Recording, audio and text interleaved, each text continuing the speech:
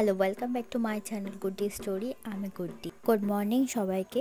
এখন বাজে সকাল 10টা। সকালে একটু গিয়েছিলাম ব্যাংকে, ব্যাংক থেকে এসে একদম খুব তাড়াতাড়ি রেডি হয়ে নিয়েছি। এদিকে পুজো তোড়জোড় শুরু হয়ে গেছে বাড়িতে। এই কালী পুজোটা ছিল হচ্ছে একটি মানসিক পুজো, মানে অ্যাকচুয়ালি বাড়ির যে বড় দাদা তিনি খুব অসুস্থ ছিল মাঝখানে। তো তার অসুস্থতার জন্য এই মানসিকটি করেছিলেন আমার বড় ননদ। তো সেই কারণে এই পুজোটা হচ্ছে আজকে। তো এই পুজোটা হচ্ছে নর্মাল পুজো নয়, ভিক্ষা করে পুজো, মানে সবার বাড়িতে গিয়ে ভিক্ষা চেয়ে তারপরে পুজোটা হবে। এরকমই ছিল মানসিকটা, ঠিক ওইভাবেই হচ্ছে ওই নিয়মে। ঠাকুরের আশীর্বাদে উনি এখন ভালো আছে, অনেকটাই ভালো আছে। এদিকে সকালবেলার ব্যাচ বসে পড়েছে, ব্রেকফাস্টের ব্যাচ। সকালবেলা ছিল লুচি, ছোলার ডাল আর মিষ্টি ছিল। আর এদিকে পুজোর সমস্ত কিছু রেডি হচ্ছে। আর আজকে আমি ঠাকুরের কাছে যাওয়া থেকে বিরত আছি, তার কারণ ঠাকুরের কাছে যাওয়ার অনুমতি আমার নেই আজকে। তো কোনো পুজোর কোনো কাজে আমি পার্টিসিপেট করতে পারবো না, কিন্তু আমি ব্যাংক থেকে এসে চান টান করে একদম ফ্রেশ হয়ে নিয়েছি। আর ঠিক ঘরেই রয়েছি, আমি বাইরে যাচ্ছি না ঠাকুরের দিকটাতে। আর আজকে বেশ ভালোভাবে সেজেছি, বেশ অনেকটা দিন পর, কারণ এইভাবে সাজার সুযোগ একমাত্র আমার এই পুজোতেই থাকে। আর জাপানে তো পুজো ছাড়া এইভাবে সাজতে পারি না। এটা পরেছি আমার বিয়ের গয়না। আর কানের দুলটা হচ্ছে আমার বর আমাকে বিয়েতে দিয়েছিল। আর এই শাঁখাপালাটা নতুন বানিয়েছি এখানে আসার পর। আর আইস্তটা আমাকে মা আমার জন্মদিনে দিয়েছে।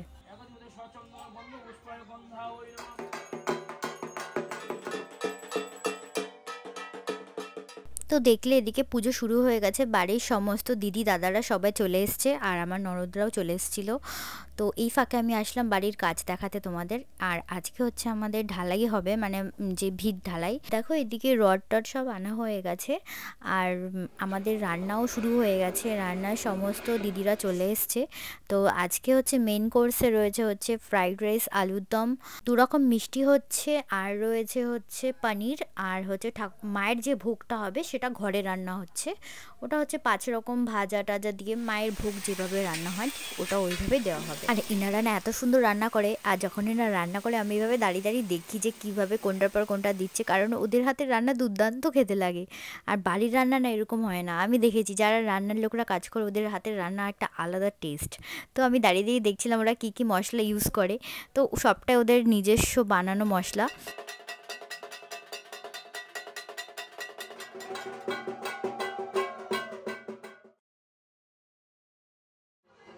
সবে জাস্ট যজ্ঞটা কমপ্লিট হলো, এখন সবাইকে ঠাকুরমশাই তিলক দিচ্ছে। এই যে আমার মাও কিন্তু উপোস, আর আমার বোন এই জাস্ট কিছুক্ষণ আগে আসলো। আর আমি কিন্তু সকাল থেকে শুধু জাস্ট চা খেয়েছি, পুজো হওয়ার পরই যা খাওয়ার খাবো, জলও আমি খাইনি এখন অবধি। এখন মায়ের ভোগ নিবেদন হচ্ছে, পুজো কিন্তু শেষের দিকে। মাকে বললাম যে কোনো ভুল করলে ক্ষমা করো, আর আমার শত্রুদের তুমি বুঝে নিও। আই থিঙ্ক তোমাকে ডিল করাটা বেটার মনে হবে, আমি তো জাস্ট ছোট্ট ক্ষুদ্র একটা মানুষ, কিন্তু তুমি মহান, তুমি বুঝে নিও, আমি তোমার কাছে নালিশ জানাবো, আর কিছু না। তো সবাইকে ভালো রাখো, সুস্থ রাখো, এইটুকুই। সবশেষে প্রসাদ। তো প্রসাদ খেতে কে কে ভালোবাসো বলো। এই ভিডিওগুলো কবে পোস্ট হবে সামনের বছর? আমাদের কিন্তু কফি স্টলও দেওয়া হয়েছিল, সেটা না আমি তোমাদেরকে দেখাতে একদম ভুলে গেছি, এই জায়গাটা আমি একদম স্কিপ করে গেছিলাম। সবশেষ ছিল ধুনুচি নাচ, যেটা ভীষণ মজা হয়েছে, বাড়ির সমস্ত মেম্বাররা মিলে ভীষণ মজা করেছে। আর আমি দূর থেকে নাচানাচি করেছি। আর ধুনুচি নাচটা ভীষণ ভালো লাগে আমার ছোটোবেলা থেকেই। আর এখন তো সমস্ত শেষের দিকে, এখন হচ্ছে মাকে বিদায় দেওয়ার সময় হয়েছে। এদিকে প্রসাদও মোটামুটি সবাইকে দেওয়া হয়ে গেছে, বাড়ির লোকজন বাইরে যারা এসেছিলেন তারা সবাই পেয়েছে প্রসাদ। তো সবশেষে এখন মাকে বিদায় দেওয়ার সময়, তো মাকে আশীর্বাদ, মানে মায়ের থেকে আশীর্বাদ নেওয়া হয়ে গেছে। এদিকে মিষ্টি মুখ করানো হয়ে গেছে মাকে। তো এখন এসছি আমরা একদম পুকুরের সাইডে এসছি, মাকে বিসর্জন দেওয়া হবে এখন।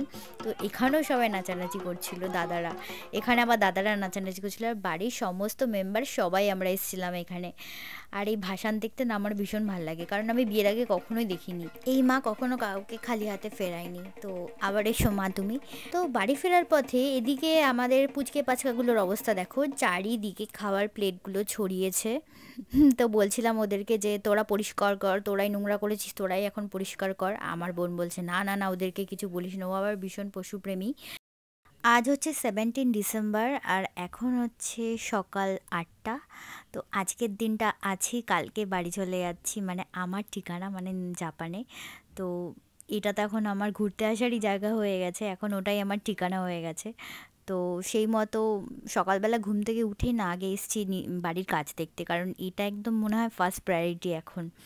তো এদিকে আবার দিদি সমস্ত ব্যাগ ট্যাগ গোছাচ্ছে। আর আজকে একটা ছোট্ট মতো বাড়ির লোকজন নিয়ে খাওয়া দাওয়া হবে দুপুরবেলা, বাড়ির সমস্ত মেম্বাররা আসবে।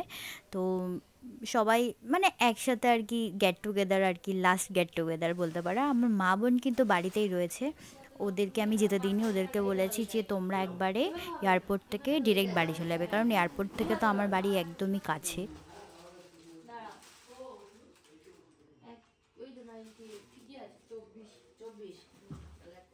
এদিকে দিদি হচ্ছে লাগেজ গোছাক আর আমি একটু মোড় থেকে ঘুরে আসি। আমার বোন গেছিলো আর এই যে পুচকেটা গেছিলো সাথে আমার সাথে। তো ওরা বাড়ি চলে আসে, তো আমি আবার একটু পার্লারে এসেছিলাম, পার্লারে একটু ফেসিয়াল করলাম আর হচ্ছে একটু হেয়ারটাকে ট্রিম করলাম আর একটু স্পা করেছি। তো ভাবলাম যে বাড়ি তো ওখানে তো আবার এইসব করা যায় না, মানে ঠিকঠাক করে কি হবে একটু ভয়ই লাগে। তো ভাবলাম এখান থেকে একবারে করেই যাই। আর কালকে তোমাদের সাথে কি ব্লগ করব আমি জানি না আমি কিভাবে স্টার্ট করব, কারণ একটু কান্নাকাটি তো হবেই। তো বাড়ির মেম্বাররা সবাই কাঁদবে, আমিও কাঁদবো, আমার বড় কাঁদবে। তো সেই জন্য জানি না কোথা থেকে কি স্টার্ট করব।